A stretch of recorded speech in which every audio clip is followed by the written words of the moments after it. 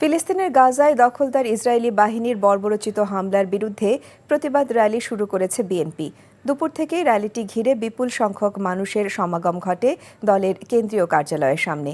ইসরায়েলের হামলার প্রতিবাদে আয়োজিত র্যালিটি নয়াপল্টন থেকে শুরু করে কাকরাইল হয়ে এগিয়ে চলছে।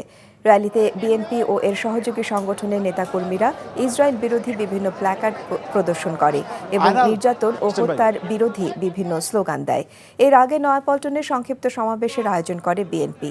ফিলিস্তিনের নিরীহ মানুষের ওপর হামলা ও নির্যাতন অবিলম্বে বন্ধের দাবি জানান দলের কেন্দ্রীয় নেতারা। এ সময় গাজায় হত্যাযজ্ঞ বন্ধের দাবিতে বিভিন্ন স্লোগানে মুখর ছিল নয়াপল্টন। বিএনপি এই প্রতিবাদ র্যালিতে যোগ দেন নানা শ্রেণী পেশার মানুষও।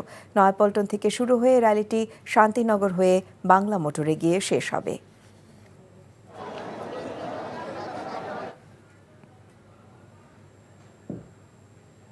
বান্ডেল থাকলে প্রতি সেনমানিতে টাকা বাঁচবে। বিকাশ সেনমানি বান্ডেল কিনে জিতুন প্রতি লেনদেনে।